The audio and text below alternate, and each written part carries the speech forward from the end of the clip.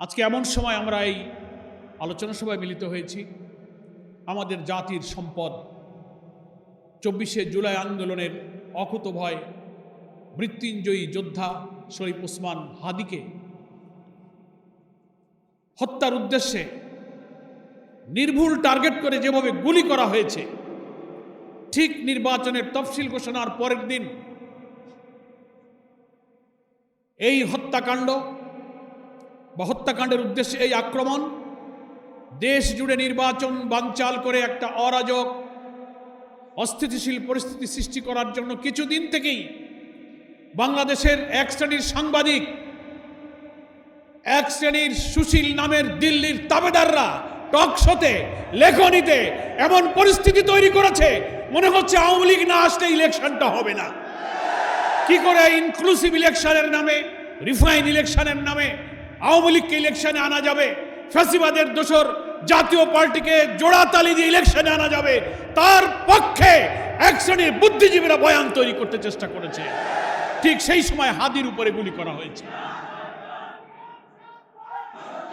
সংগ্রামী দেশবাসী, এমন সময় হাদিকে গুলি করা হয়েছে ঠিক কিছুদিন ধরে নির্বাচন তফসিল ঘোষণা হবে, নির্বাচনের পোলারাইজেশন হচ্ছে, জনগণ উৎসব মুখর পরিবেশে ভোট দিতে যাবে। সেই নির্বাচনের ময়দানকে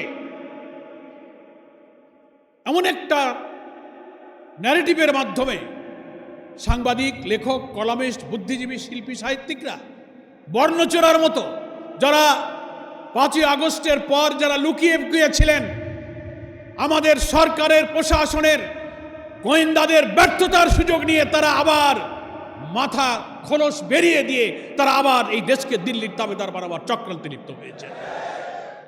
তারই অংশ হিসাবে আমি মনে করি আমাদের স্নেহস্পদ সন্তান এই হাদিকে খুন করার জন্য তাকে গুলি করা হয়েছে। তার জীবন সংকটাপন্ন। আমরা জানতে পেরেছি তাকে চিকিৎসার জন্য আজকেই হয়তো বাইরে পাঠাবার চেষ্টা করা হচ্ছে। সারা দেশ, সারা দুনিয়া এই জুলাই বিপ্লবের যারা অংশীদার, ফ্যাসিবাদ বিরোধী আন্দোলনে যারা অসাধারণ ভূমিকা রেখেছিলেন, তারা সকলেই প্রাণ খুলে হাদির সুস্থতার জন্য, আরোগ্যের জন্য মহান আল্লাহর কাছে তারা চোখের পানি ফেলছেন, দোয়া করছেন। আমরা আল্লাহর কাছে আজকের এই আলোচনা সভায় দোয়া করছি, ভারতীয় আধিপত্যবাদ বিরোধী দেশপ্রেমিক যে শুধু নিজের জন্য নয়, দেশের জন্য এবং প্রত্যেক ফ্যাসিবাদ বিরোধী রাজনৈতিক শক্তিকে এই ন্যারেটিভ দিয়ে একটি জুলাইয়ের চেতনায় ঐক্যবদ্ধ রাখার জন্য সে অকুতোভয় সংগ্রামী বার্তা ছড়িয়ে দিয়েছিলেন, সেই হচ্ছে শরীফ ওসমান হাদি। আল্লাহ তাআলা তাকে আমাদের মাঝে ফিরিয়ে দিন। আমরা মনে করি এই দেশের স্বাধীনতা, আমাদের জাতিসত্তা, আমাদের অখণ্ডতাকে রক্ষার প্রয়োজনে হাদির মতো এই সংগ্রামী মৃত্যুঞ্জয়ী বীরের বেঁচে থাকা প্রয়োজন। আল্লাহ তাআলার কাছে আমরা সেই দোয়া করছি। প্রিয় ভাইরা আমার, সংক্ষেপে শহীদ বুদ্ধিজীবী দিবস সম্পর্কে আমি শুরুতে যে কথাটা বলেছি তার একটু ব্যাখ্যা দিতে চাই। আজও বুদ্ধিজীবীদের কারা হত্যা করল? বামপন্থী কলকাতা কেন্দ্রিক বুদ্ধিজীবী, ভারতীয় তাবেদার, নানানভাবে তারা এদেশের ইসলামী আন্দোলনকে, জামাত ইসলামকে তারা দায়ী করে থাকেন। কিন্তু ইতিহাসের এখন বহু তথ্য, বহু সত্য বেরিয়ে এসেছে। এই হত্যাকাণ্ড ছিল ভারতীয় সেনাবাহিনীর, ভারতীয় গোয়েন্দাদের একটি সুপরিকল্পিত ষড়যন্ত্রের অংশ। কারণ 16ই ডিসেম্বর বিজয়ের প্রাক্কালে এই হত্যাকাণ্ডটা হলো। কারা ঘটালো? 8ই ডিসেম্বর বিজয়ের আগে ভারতীয় 36 সেনারা ঢাকায় অবতরণ করেছিল, রেকর্ড আছে। এবং অলরেডি তখন রাজধানী ঢাকা সহ তদানীন্তন পূর্ব পাকিস্তান তখন ভারতীয় সেনাদের নিয়ন্ত্রণে। সেই সময় পাকিস্তানি সৈন্য তারা যাদেরকে অভিযুক্ত করেন, রাজাকার আলবদর যে নাম তাদেরকে বলা হয়, স্বাধীনতা বিরোধী যারা লড়াই করছিলেন, ওই বিজয়ের প্রাক্কালে ভারতীয় সৈন্য যখন রাজধানী সহ গোটা পূর্ব পাকিস্তানকে নিয়ন্ত্রণে নিয়ে নিল, তখন তারা তো নিজেদের আত্মসমর্পণ, নিজেদের প্রাণ বাঁচানো, পালিয়ে যাওয়ার চেষ্টায় তারা ব্যস্ত ছিলেন। কে কাকে খুঁজে কোথায় কাকে হত্যা করবে নিজেদের জীবন বাঁচাতেই তো তখন তারা ব্যস্ত ছিল। রাও ফরমান আলী আত্মসমর্পণকারী একজন পাকিস্তানি জেনারেল, তিনি তার ইন্টারভিউতে বলেছেন আন্তর্জাতিক টেলিগ্রাফ পত্রিকায়, আপনারা আজকের পত্রপত্রিকাও দেখেছেন, তিনি বলেছেন, তারপরে ভারতীয় লেখকরা বলেছেন যে ভারতীয় সৈন্যরা যখন এই ঢাকা সহ পুরো পাকিস্তান তাদের নিয়ন্ত্রণে নিয়ে নিল, পাকিস্তানি সেনাবাহিনী 14ই ডিসেম্বরই আত্মসমর্পণ করতে চেয়েছিল, কিন্তু ভারতীয় সেনাবাহিনী জগজিৎ সিং অরোরা আর আত্মসমর্পণ করেছিলেন জেনারেল নিয়াজি। তাদের মধ্যে ডায়ালগ চলছিল আত্মসমর্পণের দিনক্ষণ ঠিক করার জন্য। ভারতীয় সেনাপ্রধানদের সেনাবাহিনীর ইচ্ছায় আরও 2 দিন 14 থেকে 16 আত্মসমর্পণের দিনকে শিফট করে 16 তারিখে আত্মসমর্পণের দিন ধার্য করা হয় এবং 14ই ডিসেম্বরে খুঁজে খুঁজে বিশ্ববিদ্যালয়ের শিক্ষক, প্রথিতযশা সাংবাদিক, শিল্পী, লেখক, শিক্ষকদেরকে বেছে বেছে যারা বেঁচে থাকলে এই বাংলাদেশকে গড়ে তোলার জন্য সদ্য স্বাধীন বাংলাদেশে অসাধারণ মেধায় চরিত্র মনন দিয়ে তারা ভূমিকা রাখতে পারত, তাদেরকে তারা বেছে বেছে হত্যা করেছিল। প্রশ্ন আসে কেন তারা হত্যা করল? একটি জাতির বিজয়ের পর ধ্বংসপ্রাপ্ত যুদ্ধোত্তর বাংলাদেশকে গড়ার জন্য যে মেধার প্রয়োজন, যে চিন্তার প্রয়োজন, যে ক্রিয়েটিভিটির প্রয়োজন, যে ইনোভেশনের প্রয়োজন, এই জাতির শ্রেষ্ঠ সন্তান বুদ্ধিজীবীদের কাছেই তা ছিল।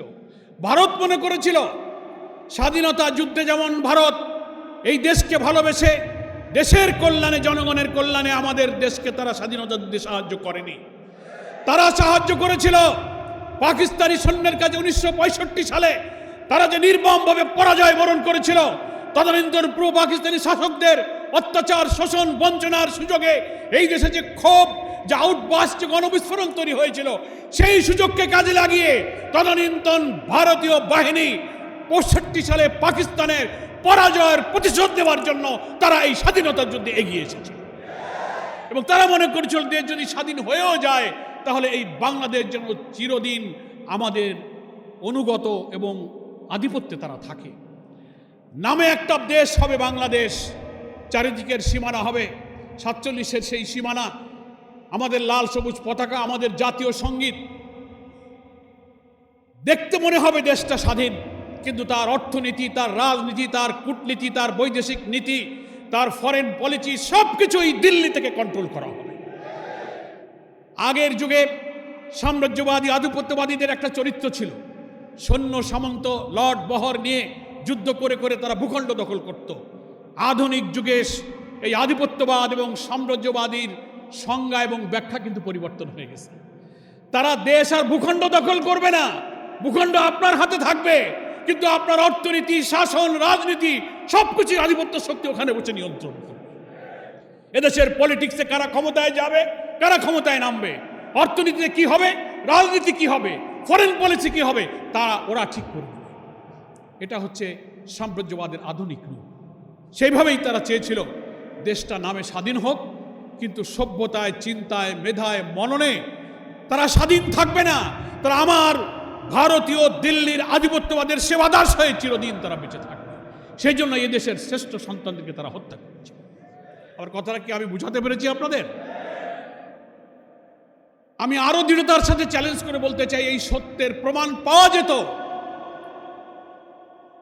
16ই ডিসেম্বর তো বিজয় হলো, জানুয়ারি মাসের 30 তারিখে, 72 সালের জানুয়ারি মাসের 30 তারিখে একজন বুদ্ধিজীবী শহীদুল্লাহ কায়সার, তার ভাই হচ্ছে জহির রায়হান,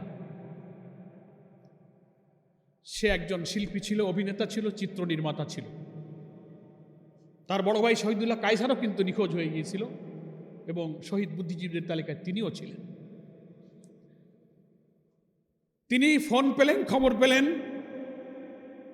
30শে জানুয়ারি 72 সালে। তিনি ছুটে গেলেন। তার পরিবারের লোকেরাই বলছেন যে সে টেলিফোন পেয়ে ছুটে গেল মিরপুরে, শহীদুল্লাহ কায়সার কোথায় পাওয়া যায়, বুদ্ধিজীবীদের কোনো খবর পাওয়া যায় কিনা। এর আগে শহীদুল্লাহ কায়সার, জহির রায়হান 14ই ডিসেম্বরের বুদ্ধিজীবী কিভাবে হত্যা হলো তার তদন্ত, তার তথ্য উপাত্ত ছবি নিয়ে একটা ডকুমেন্টারি নির্মাণ করার জন্য তারা কাজে নেমেছিলেন। তাদের কাছে তথ্য উপাত্ত তদন্তের অনেক প্রতিবেদন তাদের হাতে ছিল। তিনি ছুটে গেলেন, তারপরে জহির রায়হানও কিন্তু নিখোঁজ হয়ে গেলেন, আর জহির রায়হানকে পাওয়া গেল না। তার বন্ধু ছিল তদানীন্তন রাষ্ট্রপতি আবু সাইদ চৌধুরীর বঙ্গভবনে রাষ্ট্রপতির স্টাফ অফিসার ছিল মোহাম্মদ সেলিম। তিনিও এই তদন্ত কাজে, ডকুমেন্টারি এবং চিত্র নির্মাতার কাজে জহির রায়হানের সহযোগী ছিলেন। একই সময় দুই বন্ধু কিন্তু তারা চলে গিয়েছেন। আজকের পত্রিকায় সেই ইতিহাসের লেখনীয় আসছে। লেখকরা এটা বলে না জহির রায়হান নিখোঁজ হয়েছে, তা বলে না, কিন্তু সেলিমও যে সেদিন নিখোঁজ হয়েছে সে কথা কিন্তু এখন আর কেউ বলে না। কারণ ওই সেলিমের কাছেও বুদ্ধিজীবী হত্যার তদন্তের অনেক তথ্য উপাত্ত ছবি তার কাছেও ছিল, জহির রায়হানের কাছেও ছিল। এদেরকে যদি জীবিত পাওয়া যেত তাহলে ভারতীয় সেনারা যে সেদিন বুদ্ধিজীবী বেছে বেছে কিভাবে হত্যা করেছিল তার প্রামাণ্য অনেক ছবি চিত্র প্রমাণ এই জাতি কিন্তু জানতে পারত।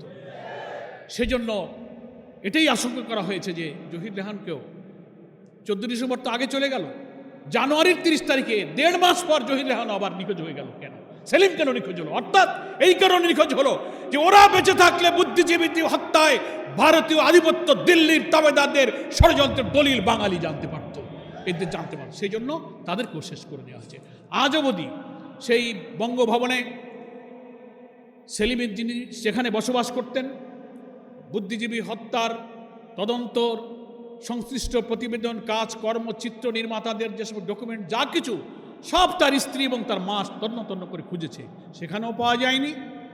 জহির রায়হান শহীদুল্লাহ কায়সারের বাড়ি, শহীদুল্লাহ কায়সারের স্ত্রী ছিল পান্না কায়সার, যার মেয়ে শমী কায়সার সবাইকে চেনেন, তারাও কিন্তু তাদের বাসা বাড়িতে এই চিত্রের নির্মাণের তথ্য উপাত্তর কোনো ডকুমেন্টস তারা হাজির করতে পারেনি।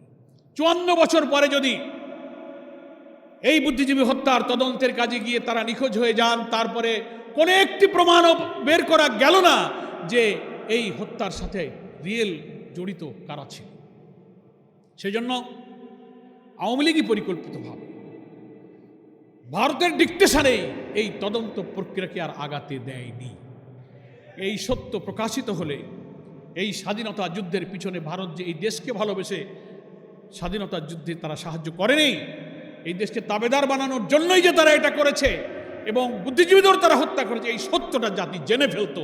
তাই পরিকল্পিতভাবে শেখ মুজিবের জীবদ্দশা এবং পরবর্তী আওয়ামী লীগের কোন সরকারই এই বুদ্ধিজীবী হত্যার রিপোর্ট আজও প্রকাশ করতে পারে। ফলে আমরা মনে করি আজকে বাংলাদেশে কিন্তু সেই দিল্লির তাবেদারদের রাজনীতির এক এক ঘটনা আসলেই নতুন ন্যারেটিভ, নতুন বয়ান, নতুন রাজনীতির গতিপথ নির্ধারণ করে জাতিকে সেদিকে বিভ্রান্ত করে মিসগাইড করে চালাবার সেই যে অপচেষ্টা তা কিন্তু আজও বন্ধ হয়ে যায়নি। শরীফ ওসমান হাদিরা জুলাই যোদ্ধারাই ছিল এই ভারতীয় আধিপত্যবাদের হাত থেকে আমাদের এই স্বদেশ ভূমির অখণ্ডতা স্বাধীনতা সর্বত্র রক্ষা করা অতন্দ্র প্রহরী। এই জন্য তারা টার্গেট করেছে নির্বাচনের আগে এই জুলাই যোদ্ধাদেরকে হত্যা করতে না পারলে আগামী জাতীয় নির্বাচনে ইসলামপন্থী ভারতীয় আধিপত্যবাদ বিরোধী শক্তির এখানে বিজয় হবে। সেই বিজয়ের ঠেকাবার জন্য তারা আজকে এই সমস্ত জুলাই যোদ্ধা তরুণ সেনাপতিদেরকে তারা হত্যা করার টার্গেট করছে। এরপরে এক একজন করে নাম শোনা যাচ্ছে, এরপরে টার্গেট অমুক, এরপরে টার্গেট অমুক। আমরা গতকালকে প্রধান উপদেষ্টার সাথে সাক্ষাৎ করে বলে এসেছি যে একটি দেশের ইন্টেলিজেন্স ফেলিওরের একটা মাত্রা থাকতে পারে। পিলখানা হত্যাকাণ্ডে প্রকৃত অপরাধীদের আপনি খুঁজে পেলেন না, শাপলা চত্বরের প্রকৃত হত্যাকারীদেরকে আপনি খুঁজে পেলেন না। এই সরকার যারা যখন ছিলেন তারা কেউই পান নাই। একটা হত্যাকাণ্ডের পরে প্রচুর তদন্ত, প্রচুর দৌড়াদৌড়ি, কিন্তু হত্যার আগে যে আলামত যখন পাওয়া যায়, ইনফরমেশন পাওয়া যায়, এই যে শরীফ ওসমান হাদি, তার উপরে গুলি করার একদিন আগে 2 দিন আগের অনেকগুলো ভিডিও দেখেছেন না আপনারা?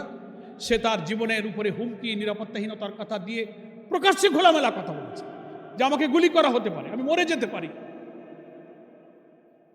মরে গেলে আমার কোনো দুঃখ নেই, কিন্তু সেই হত্যাকারীদের ধরে যেন বিচার করা হয়। শুনেছেন আপনারা এই ভিডিও? আমার বাচ্চাটাকে তোমরা একটু দেখে রেখো। একটা জুলাই যুদ্ধে যখন তার জীবনের উপরে এরকম হুমকি, এত নিরাপত্তাহীনতার তথ্য পেশ করতে পারে, যাকে সারা বাংলাদেশ চেনে, গোয়েন্দারা চেনে, সরকার চেনে, ইন্টেলিজেন্স চেনে, সেই লোকটা এই কথা বলার পর তার নিরাপত্তার জন্য সরকার কি ব্যবস্থা করেছে? আমরা কালকে প্রধান উপদেষ্টাকে জিজ্ঞাসা করেছি যে আপনার অনেক সংস্থা আছে, অনেক এজেন্সি আছে, আপনি প্রশ্ন করেন, এই তথ্য প্রকাশ হওয়ার পরে এটা মিডিয়াতে এসেছে, সোশ্যাল মিডিয়াতে এসেছে, তার নিরাপত্তার জন্য সরকার একটা ব্যবস্থাও গ্রহণ করে এবং প্রকৃত খুনিদের এখনো ধরা যাচ্ছে না। নানান গুঞ্জরণ, একবার এদিকে ব্লেম গেম দিয়ে এদিকে ওদিকে ঠেলে দেওয়া হচ্ছে। তার অর্থ হচ্ছে যে সমস্ত বুদ্ধিজীবী, সাহিত্যিক, সাংবাদিক, কবিরা সোশ্যাল মিডিয়া, বিভিন্ন কর্পোরেট হাউসে বসে, টেলিভিশনে, টক শোতে আগামী জাতীয় নির্বাচনের আগে বাংলাদেশের রাজনীতিকে আবার ভারতের কোর্টে ফেলে দিতে চান, এ সব কিছুই তাদের ষড়যন্ত্রের অংশ। আপনারা আর একটা সোশ্যাল মিডিয়াতে তথ্য দেখেছেন, সাংবাদিক জুলকারনাইন সাহেবের পক্ষ থেকে প্রচার করা হয়েছে। টেলিগ্রাম একটা ইন্টারনাল কনফারেন্স হচ্ছে, সেখানে অনেক আওয়ামী লীগের দেশি বিদেশি নেতারা, সেখানে বক্তব্য বলা হচ্ছে, পরামর্শ হচ্ছে, এদেশের আওয়ামী লীগকে অভয় দেওয়া হচ্ছে যে তোমরা বেশি টেনশন করবো না, যা করবার আমরা করে দিচ্ছি। 11 তারিখ থেকে লোক ঢুকে যাবে, আমরা লাইসেন্স পেয়ে গেছি, সশস্ত্র লোক ঢুকছে, চট্টগ্রাম ঢাকা অ্যাকশন হবে, প্রয়োজনে পরে খুলনাতে যাওয়া হবে। শুনেছেন আপনারা সেগুলো? আমরা সেগুলো প্রধান উপদেষ্টাকে বলেছি। আন্তর্জাতিক একটা মিডিয়া আল জাজিরার সাংবাদিকের পাঠানো এই টেলিগ্রাম মিটিংয়ের সাথে কারা জড়িত ছিল, কারা ছিল, তথ্য প্রযুক্তির এই চরম উৎকর্ষতার যুগে এই তথ্য বের করা কোনো কঠিন কাজ নয়। 11 তারিখে তারা বলেছে, 12 তারিখে হাদি কিন্তু শুট হয়েছে। কি দেখেছেন আপনারা? এরপরে কি টার্গেট আছে?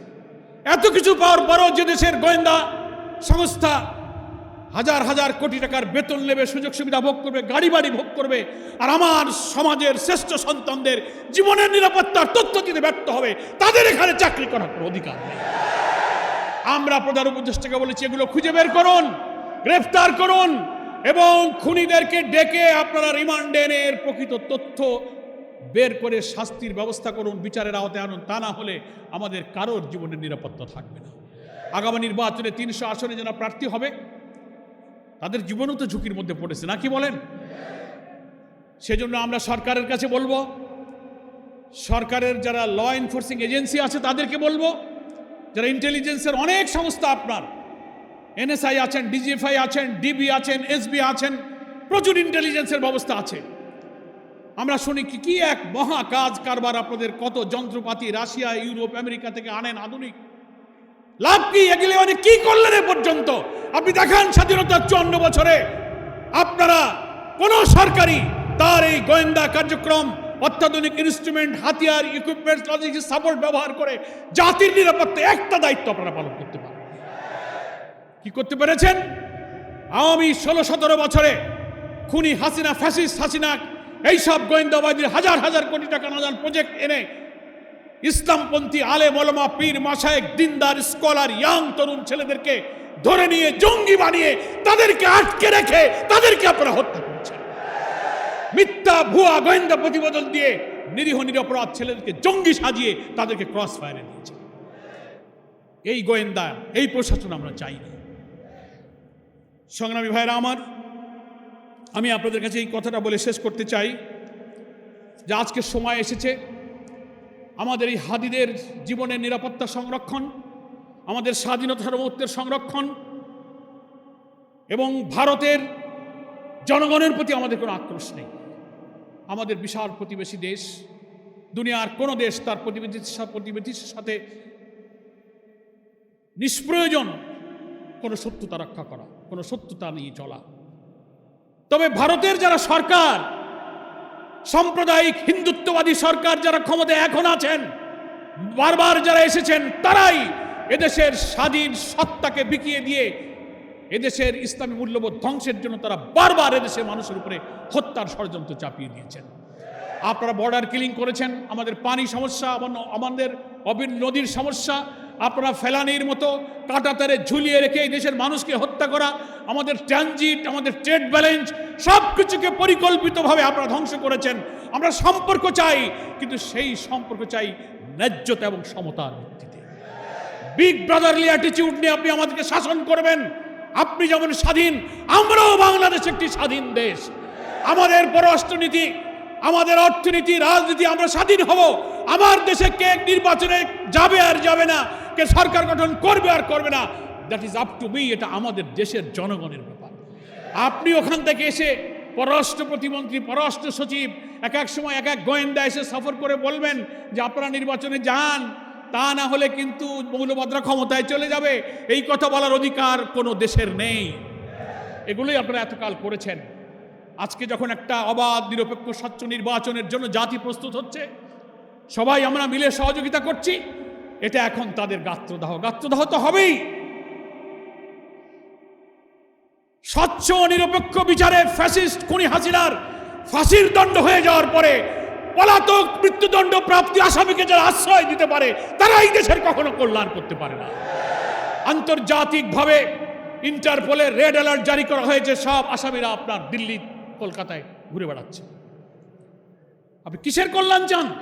আপনি যদি কোনো আন্তর্জাতিক কোনো কনভেনশন, জেনেভা কনভেনশন, আন্তর্জাতিক আইন, সব কিছু জাতিসংঘ সনদের প্রতি শ্রদ্ধা থাকে, এই দেশের সহস্রাধিক মানুষকে যারা হত্যা করেছে, 40,000 লোককে যারা ক্ষতবিক্ষত করেছে, সেই চিহ্নিত প্রমাণিত আদালতের সেই অপরাধী ফাঁসির আসামিকে আপনি জাতির সামনে সোপর্দ করেন, আইনে সোপর্দ করে প্রমাণ করেন যে আপনি আন্তর্জাতিক আইন মানেন। ন্যায্যতার ভিত্তিতে আমরা আমাদের সব প্রতিবেশীর সাথে সম্পর্ক রাখব। কিন্তু আপনি যা করছেন, সারা দুনিয়ার কোনো আন্তর্জাতিক সংস্থা এবং কোনো দেশ, কোনো বিবেকবান জাতি এই সম্পর্ককে কখনো ন্যায্য এবং সমতার সম্পর্ক মনে করে না। এ সম্পর্ক হচ্ছে আপনি একটি জাতিকে, একটি স্বাধীন দেশকে পদানত করে গোলামীর জাতিতে আপনি বসবাস করিয়ে আপনি আমাদেরকে শাসন করবেন, আমরা আপনার সেবাদাস হব ইনশাআল্লাহ। সকল পরাশক্তির রক্তচক্ষুকে এড়িয়ে যখন ফ্যাসিস্টকে আমরা পালিয়ে যেতে বাধ্য করেছি, দুনিয়ার কোনো শক্তি তাকে রাখতে পারেনি। আগামী দিনের নতুন বাংলাদেশ গড়ার এই স্বপ্ন কেউ ইনশাল্লাহ ব্যর্থ করতে পারবে না। বাংলাদেশের 18 কোটি মানুষ একটি অবাধ, সুষ্ঠু, নিরপেক্ষ নির্বাচনের মধ্য দিয়ে বাংলাদেশ জামাত ইসলামীর সংগ্রামী আমির ডাক্তার শফিকুর রহমান জাতিসত্তা রক্ষায়, নতুন দেশ নির্মাণে যে জাতীয় ঐক্যের ডাক দিয়েছেন, সেই ডাকে জাতি আজ ঐক্যবদ্ধ হয়েছে। গ্রামে গ্রামে নতুন বাংলাদেশ গড়ার জন্য জোয়ার তৈরি হয়েছে। সেই জোয়ারে সামিল হওয়ার জন্য আমি বাংলাদেশের মানুষের প্রতি আহ্বান জানাই। আমাদের প্রিয় সন্তান তুল্য শরীফ ওসমান হাদির খুনিদেরকে অবিলম্বে খুঁজে বের করে আইনের আওতায় আনতে হবে, তার সুচিকিৎসা করতে হবে। আর যেন একটি প্রাণ না যায়, আর যেন কোনো জুলাই যোদ্ধা, দেশপ্রেমিক, আধিপত্যবাদ বিরোধী সৈনিকের উপরে আক্রমণ না হয়, এ ব্যাপারে আমাদের সরকারকে কঠোর নজরদারি করতে হবে। তা না হলে এই জাতি, যে শেখ হাসিনাকে মনে করেছিল মানুষ একে কেউ সরাতে পারবে না, লৌহ মানবী, কোনো লৌহ মানবীতে কাজ হয় নাই, দুপুরের খাবার রেখেই পালাইতে হয়েছে। তো আপনার সেই তুলনায় কিচ্ছু না। এই জাতির যদি অস্তিত্ব না থাকে, এই জাতি কারো অস্তিত্ব বরদাস্ত করবে। সকলকে ধন্যবাদ জানিয়ে, শহীদ বুদ্ধিজীবী যারা দেশের জন্য জীবন দিয়েছিলেন, তাদের প্রকৃত হত্যাকারীদের খুঁজে বের করা, শরীফ ওসমান হাদির উপরে হামলাকারীদের খুঁজে বের করে আসুন নতুন বাংলাদেশ বিনির্মাণে আমরা অন্তত কমন ইস্যুতে জাতীয় ঐক্য তৈরি করে জুলাইয়ের চেতনাটা আমরা ধরে রাখি।